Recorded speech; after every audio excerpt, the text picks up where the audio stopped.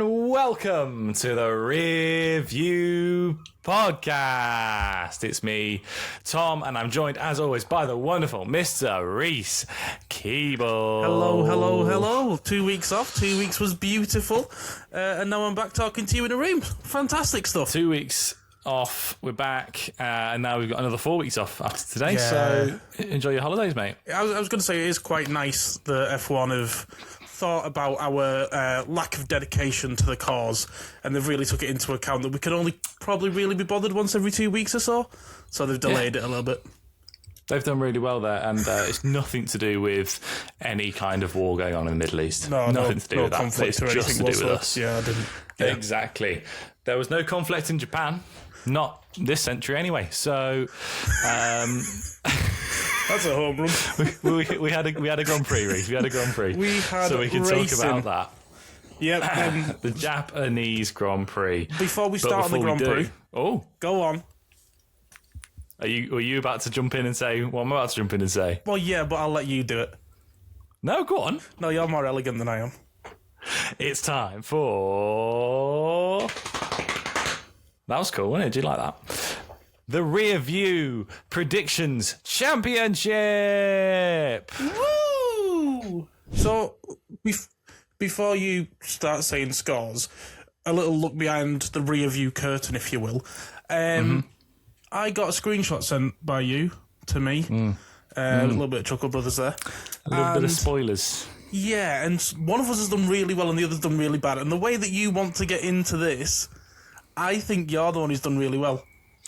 Do you? Interesting. Do you remember your predictions from 2 weeks ago? I can look back in my book, but I don't remember them. Like I always say, don't do that because I've got them right here. Reese, I made what felt like safe predictions after the last Grand Prix. Well, not so per se. I said Lewis Hamilton was going to win the race. So it's me that did well.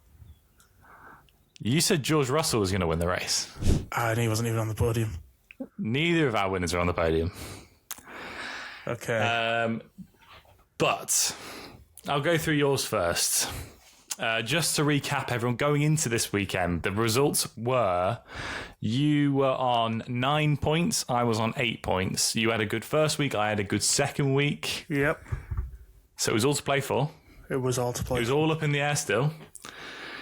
And I can now reveal that, Reese, you had pole position, Kimi Antonelli. Okay. 3 points. Okay.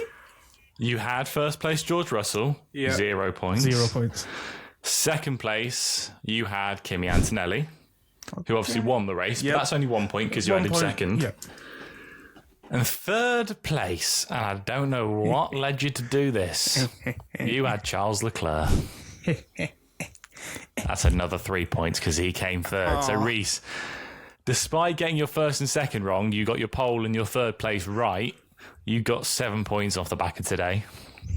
And you're looking a bit smug right now because I think you've done the maths. I have done the maths. And you know what that means for me. I know what that means. Oh, what a day. I'd like to thank my mum, my brother. Yeah, all right. Come on. For pole position, I had George Russell, 0 points. First place, I had Lewis Hamilton, wasn't on the podium, 0 points. Second place, I had George Russell, wasn't on the podium, 0 points. Third place, I had Kimi Antonelli, 1 point. I got 1 point this week, Reese. 1 point. One It's disappointing. measly And point. in the grand scheme of things in the standings, gives you a massive 7 point swing. Oh, hello. And you are now on hello. 16 points. I am on 9 points. Okay. And I have an announcement. Oh, I've been tapping away in the background, and I have fixed the game, so it now works for sprint weekends. yay! Because That was an oversight we had. Yeah, you definitely told me that before we were doing our planning for this podcast. Woo! Yeah. So we've got to predict. I told you yesterday you got to predict sprint. Don't tell me I didn't. I did. I definitely told you yesterday you got to predict sprint. I can pull up the receipts. Okay.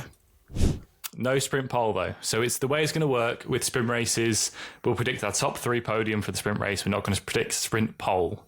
So on a sprint weekend, which Miami is, it's going to be pole position, Grand Prix first, second, third. Sprint race first, second, third. Can I throw a spanner into your works a little bit, and you might need to do some adjusting behind the scenes? Why don't we do it half points? Because it's a sprint. Because then you're introducing 0.5s and stuff into the tables, and that's going to get very confusing. Okay. I don't know if my graphics can cope with decimal points, Reese. Yeah, that's fair. All right, I'll let you off. Or, okay, well, if you want to do something different, why don't we say sprint race, you get a point if you get it spot on, no points if you don't.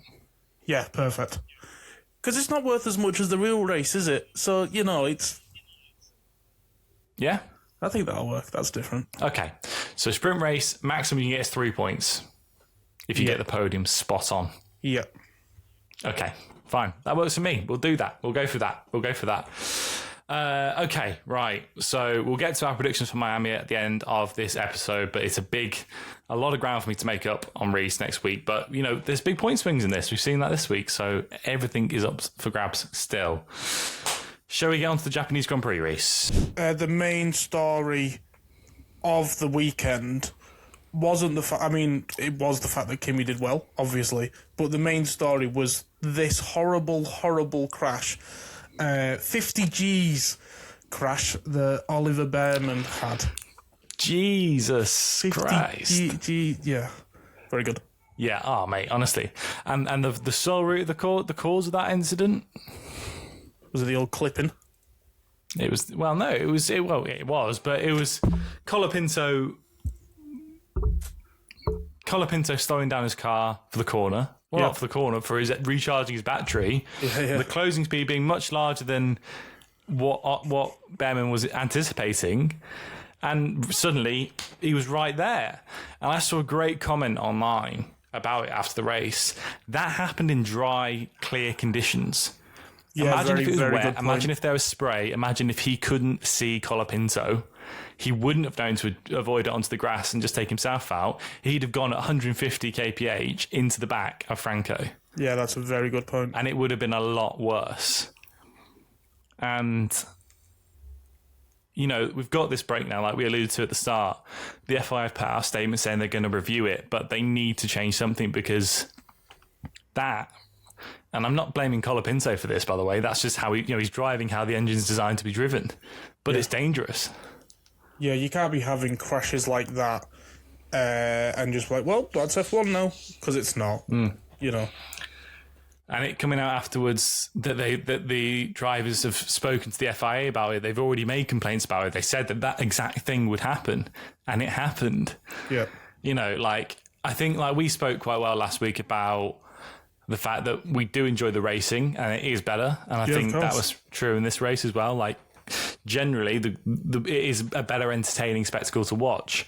But you've actually very honestly voiced your frustration from the start that, okay, even though that is the fact, you see it at the starts when drivers are getting slow starts. You see it in the track. There is danger to this, and you've done well to highlight that. And I think it's easy to overlook it, but it needs to be looked into because, the way that these battery harvesting rules work at the moment, something needs to change. I don't know if it can be changed. I don't know how that works. It's too late to put new engine regulations in for next season. They're not going to be able to do anything about that.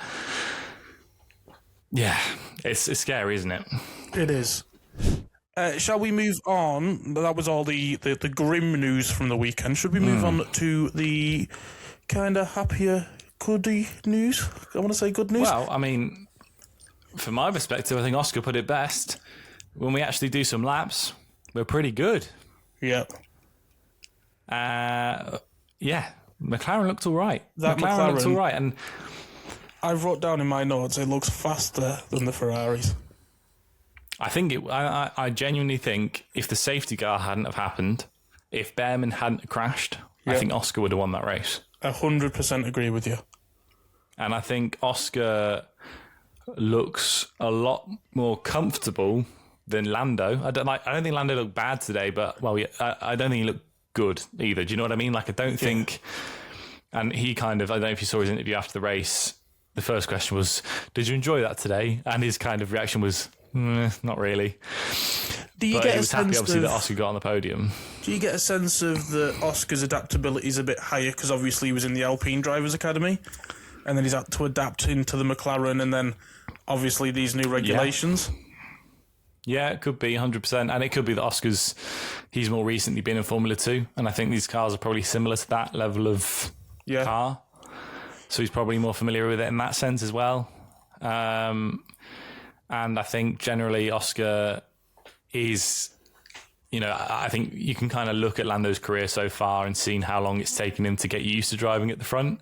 He's clearly, and like kind of what you say, like he's not a fast adapter. Whereas Oscar's kind of come into the sport and been at the front straight away, hasn't he? So from that perspective, I think definitely. And I think he drove really well. Really, really well. I don't think he really put a foot wrong. He got unlucky with the safety car.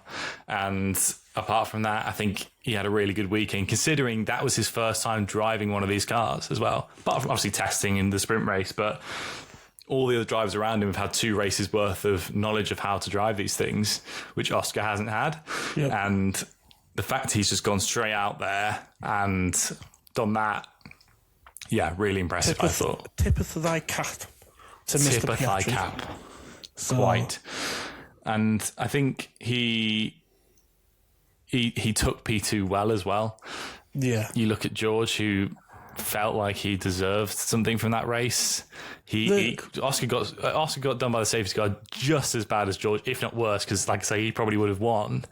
George threw the biggest drop imaginable. I was going to say, can I rant? Yeah, go on. For your teammate to be the youngest ever championship lead in F1, for him to get announced onto the podium with the correct name, for him to go and celebrate with his team and have a big team photo to be like, hey, look, this is happening. We're going to do this. And for you to walk off with your helmet still on through the paddock, grow the beep up. I am 100% sick of it. 100%. I like to play. I like to jest a bit with you, Tom, and say, you know what? No, I actually, I quite like him. This weekend, I could not hide my the whinging on the radio. He got told off by his dad. Toto came and was like, "Shut up, George." He got told off by his 100%. Dad.